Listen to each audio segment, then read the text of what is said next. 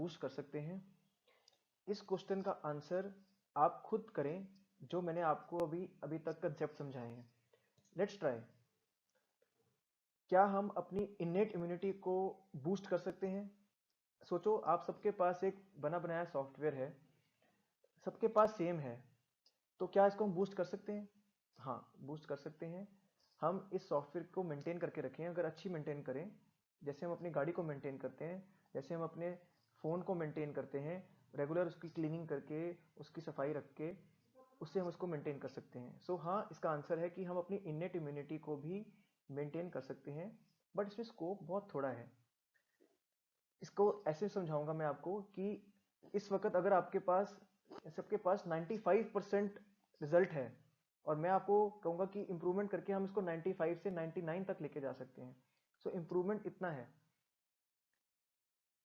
दूसरा, क्या आप अपनी नेचुरली एक्वायर्ड एक्टिव इम्यूनिटी को बूस्ट कर सकते हैं?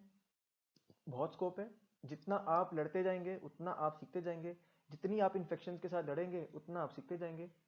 बट इसमें एक रिस्क है कि जितना आप लड़ेंगे, एक ना एक बारी तो कभी ना कभी आप हार सकते हैं। सो कभी ना कभी आप इससे मर भी सकते हैं। सो इम्यूनिटी नेचुरली एक्वायर करने का स्कोप बहुत ज़्यादा है, बट हमेशा एक रिस्क है कि कभी कभी हम हार सकते हैं। So natural acquired passive immunity, जो मैंने आपको बताया था कि हमें रेडीमेड बनी बनाई एंटीबॉडीज मिलती हैं, तो इसको हम कैसे बूस्ट कर सकते हैं? हमारे पास एक तो ऑप्शन है कि हम बच्चे को ब्रेस्ट फीड कराएं या ना कराएं। तो अगर आप कराएंगे तो आपको बहुत अच्छी इम्यूनिटी मिलेगी बच्चे को। दूसरा, हम अगर माँ को वैक्सीनेट करें, जब बच्चा पैदा होने से पहले हम अगर मदर को अच्छे से उसके अंदर एंटीबॉडीज बनाते हैं, सो बच्चे को बनी बनाई एंटीबॉडीज मिलती हैं जब वो पैदा होता है। तो इसमें भी स्कोप है, बट इसमें बच्चे को कोई रिस्क नहीं है। फिर है आर्टिफिशियल एक्वायर्ड एक्टिव इम्यूनिटी, जो हमने सीखा है कि वैक्सीनेशन से मिलती है।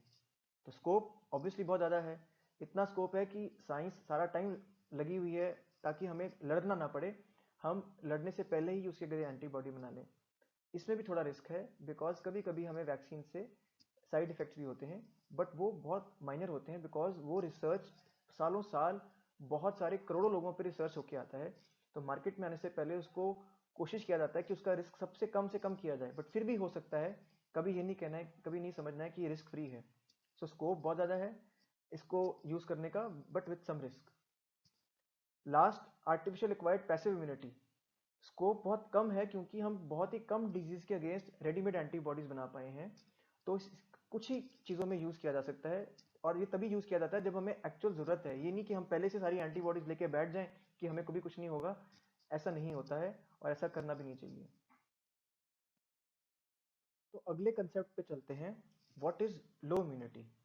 इस क्वेश्चन ने तो आपको परेशान किया ही है, बट सबसे ज़्यादा परेशान मुझे किया है, बिकॉज ये सबसे मिस यूज वर्ड है, लो इम्यूनिटी।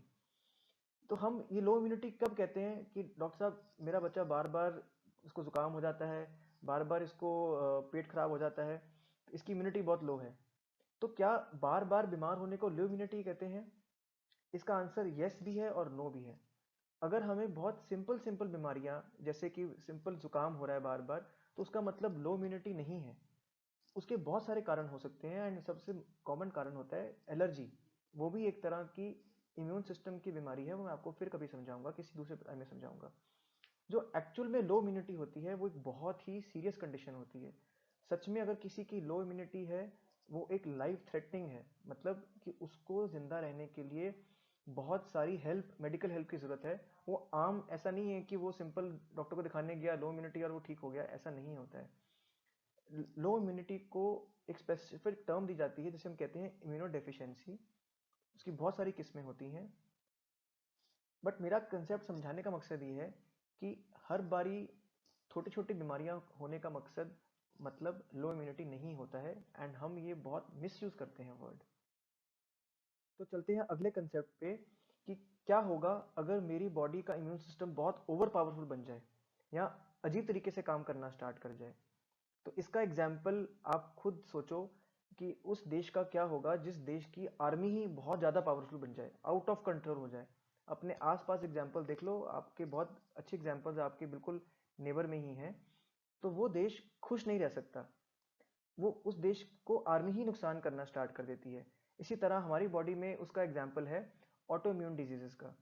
जब इम्यूनिटी अनकंट्रोल हो जाती है तो कुछ एग्जाम्पल है उसका HLH, macrophage activation syndrome, cytokine release syndrome. ये उन बीमारियों का नाम है जिसमें हमारी इम्यूनिटी अनकंट्रोल्ड वे में काम करती है और हमारा ही नुकसान करना स्टार्ट कर देती है। ऐसा ही एक और एग्जाम्पल है एलर्जी। एलर्जी का मतलब है कि हमारी बॉडी एक ऐसे ऑब्जेक्ट के अगेंस्ट अजीब तरीके से काम कर रही है जिसके अगेंस्ट उसको नॉर्मली नहीं करना चाहिए। तो इसको मैं फिर कभी आपको दूसरे तरीके से समझाऊंगा। सो अभी हमने ये समझा कि हमारी बॉडी का लो इम्यूनिटी का एक्चुअल मतलब क्या होता है, और अगर हमारी बॉडी की इम्यूनिटी बहुत ज़्यादा पावरफुल बन जाए तो वो क्या होती है।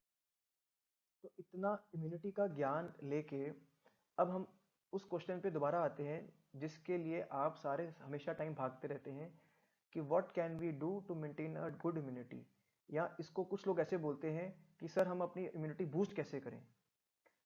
फिर मैं आपको ये बताऊंगा कि अभी तक हमने जितने भी कंसेप्ट समझे उसको दोबारा अप्लाई करते हैं।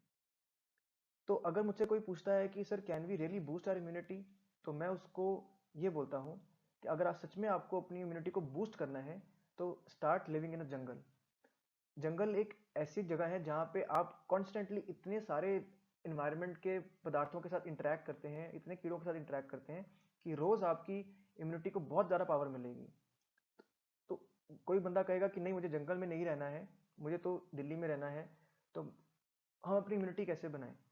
तो उनको हम समझाते हैं कि जितना नेचुरल वे में, जितना नेचर के पास आप रहेंगे, उतना आपको इम्यूनिटी बनने का स्कोप बढ़ता रहेगा। आपके एक्टिव इम्यूनिटी जो है, एक्टिव एक्वायर्ड इम्यूनिटी, वो उतना काम करती रहेगी जितना आप उस क्लोज टू नेचर रहेंगे। जितना आप नेचर से दूर जाएंगे उतना आपकी पावर बनाने की क्षमता कम होती जाएगी। जितना आप अपने आसपास की नेचर को हार्म करेंगे उतनी आपकी इम्यूनिटी लो बनेगी। जैसे हम प्रदूषित एनवायरनमेंट पे रहते हैं, हम अपने एयर को इतना खराब करते हैं, उससे हमारी इम्यूनिटी और डाउन जाती है। और फिर एक और चीज़ जो हम सब जिसके पीछे पड़े हैं, हेल्थ सप्लीमेंट्स और टॉनिक। सचमुच में बताऊं इसका बहुत ही कम इसका रोल है, बट बहुत ही कम है। जब कोई बंदा बहुत ज़्यादा बीमार होके आता है, जिसके शरीर के रॉ मटेरियल्स खत्म हो जाते हैं, उसको दोबारा से ठीक करने के लिए ही हेल्थ सप्लीमेंट्स दिए जाते हैं। एक नॉर्मल इंसान जो हम रोज़ रह रहे हैं उनको हेल्थ सप्लीमेंट्स की ज़रूरत नहीं होती। उनको जो चीज़ें चाहिए उनको नेचुरल वे में लेना चाहिए, एक नेचुरल फूड में लेना चाहिए, फ्रूट्स वेजिटेबल्स खा के लेना चाहिए। तो सप्लीमेंट्स और टॉनिक्स का बहुत ही कम रोल है, बट जिसको सबसे ज़्यादा मिस यूज़ किया जाता है। इन सारे कंसेप्ट्स को हम अप्लाई करके आजकल के टाइम पे जो सबसे हॉट टॉपिक है कि हम क्या करें जिससे हमारी इम्यूनिटी बने और हम अपने कोविड 19 को अपने कोविड से अपने आप को प्रोटेक्ट कर पाएँ। तो इसको मैं फिर आपको एक एग्जांपल से समझाना चाहूँगा। आप इमेजिन कीजिए किसी का घर गोवा में बीच के किनारे है और आज ही अलर्ट आता है कि बहुत बड़ा तूफान आने वाला है, आप प्लीज़ अपने आप को संभाल के रखिए। उसी वक़्त उस घर में रहने वाला इंसान अपने आर्किटेक्चर को फ़ोन करता है कि सर मुझे जल्दी-जल्दी कुछ बताओ, तूफान आने वाला है, मैं अपने घर को स्ट्रॉन्ग बना लूँ। तो इसका क्या आंसर है? कोई है ऐसा आंसर जो इमीडिएटली ऐसा मैं कुछ बना लूँ जिससे मेरा घर रुकने से बन जाए, टूटने से बन जाए? तो अब हमारा आता है सबसे बड़ा मिलियन डॉलर क्वेश्चन कि हम कोविड 19 बीमारी के अगेंस्ट इम्यूनिटी कैसे बना सकते हैं और अपने आप को बचा सकते हैं। तो जितना ज्ञान मैंने अभी आपको पिछले 20 मिनट में समझाया है उसी ज्ञान को दोबारा अप्लाई करते हैं, क्योंकि यही ज्ञान आपको बार बार हर क्वेश्चन का आंसर सॉल्व कराएगा। तो कोविड 19 बीमारी से बचने के लिए पहला तरीका है, या तो हम इससे लड़ें और इम्यूनिटी बनाएं। तो इसमें एक रिस्क है, 95% टाइम्स आप जीत सकते हैं बट 5% टाइम्स आप हार सकते हैं। तो या तो आप रिस्क लीजिए, फाइट कीजिए और इम्यूनिटी बनाएं। दूसरा, जिस चीज़ के पीछे सब लोग भाग रहे हैं कि हम सप्लीमेंट खा लें, हम टॉनिक खा लें और अपनी इम्यूनिटी को बढ़ा लें, पर मैंने आपको समझाया है कि इसमें स्कोप बहुत ही थोड़ा है। 95% से आप 98% तक पहुंच जाएंगे और इमीडिएटली तो कुछ भी नहीं होगा कि अभी हम ऐसा कुछ बना लें जिससे हमारा सब कुछ बन जाए। ऐसा नहीं होता। अपनी बॉडी को मेंटेन करके जब तक जिस स्थिति में आप अब हैं उसको आप इमीडिएटली कुछ बना के कुछ नहीं कर पाएंगे। तीसरा, वैक्सीन लगवा के, ये आपको मैंने समझाया वैक्सीन लगा के इम्यूनिटी कैसी बनती है, तो वैक्सीन लगवा के आपकी इम्यूनिटी बन सकती है। और चौथा, रेडीमेड एंटीबॉडीज ले लें, जिसके हम प्लाज्मा थेरेपी कहते हैं। ये कंसेप्ट सुनने में बहुत अट्रैक्टिव लगता है, बट हमारा एक्सपीरियंस ये बता रहा है कि प्लाज्मा थेरेपी देने के बावजूद भी, रेडीमेड एंटीबॉडीज देने के बावजूद भी, हम कुछ बहुत बड़े तरीके से काम नहीं कर पाए हैं, कुछ बहुत मेजर डिफरेंस नहीं बना पाए हैं, बहुत ही माइन्यूट सा डिफरेंस बना पाए हैं। उसका इफेक्ट है या नहीं है, ये अभी हमें बहुत अच्छा से नहीं मिला है। सो अब इस ज्ञान के साथ आप खुद चूज करो कि आप इम्यूनिटी कैसे बना सकते हो कोविड-19 के अगेंस्ट। तो अब हमारी समरी इस पूरे ज्ञान की क्या है? हम सब के पास बहुत अच्छा इम्यून सिस्टम है, बहुत ही पावरफुल इम्यून सिस्टम है। बार बार ये कह के कि मेरा इम्यून सिस्टम बहुत वीक है, मेरी बहुत लो इम्यूनिटी है, प्लीज़ इसको इंसल्ट ना करें। बहुत दुख होता है मुझे। आप इंसल्ट नेचर को कर रहे हो, कुदरत की इंसल्ट कर रहे हो, अपनी माँ की इंसल्ट कर रहे हो। इम्यूनिटी को इम्प्रूव करने के बहुत सारे तरीके हैं जो मैंने आपको समझाया है। Choose wisely because the decision is in your hands. आप इन्फेक्शन से लड़के इम्यूनिटी बनाना चाहते हो, आप वैक्सीन लेके इम्यूनिटी बनाना चाहते हो, आप अपनी माँ के थ्रू इम्यूनिटी को बूस्ट कर सकते हो, या आप रेडीमेड एंटीबॉडीज लेके इम्यूनिटी को बूस्ट कर सकते हो। तो अब आप क्या चूज करना चाहोगे? डिसीजन आपको लेना है, चूज आपको करना है। मेरी समझ और मेरी सलाह और ज़्यादातर साइंटिस्ट की सलाह यही समझाती है कि चूज वैक्सीन। आप हर बारी लड़ के जीत नहीं सकते हैं। ऐसी बीमारियां जो नेचर प्रूव कर चुकी है, जो बहुत ही जानलेवा हैं, जिसके अगेंस्ट हमारे हारने के चांसेस ज़्यादा हैं, उनके अगेंस्ट वैक्सीन लीजिए और अपनी इम्यूनिटी को और अच्छी बनाएं और उससे लड़ने के लिए अपनी पावर को इम्प्रूव करें। अंत में आप सबसे एक बहुत हम्बल अपील करना चाहता हूँ। Please don't spread miss information. Please don't get misled by too much of information on social media. ये जो आपको इतना सारा ज्ञान सोशल मीडिया में मिलता है, उसमें से सिर्फ 5% सच और काम का होता है, बाकी 95% कूड़ा होता है। Don't give lot of importance to health supplements.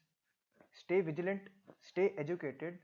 अपने ज्ञान को एक अच्छे माध्यम से सीखने की कोशिश करो, एक वैलिड तरीके से सीखने की कोशिश करो। एक गुरु ढूंढो जो उस चीज़ में ट्रेंड है, जो आपको समझा सकता है। Education is the most important and powerful tool to fight any disease and any problem or any pandemic. Spread hope, not fear. Thank you.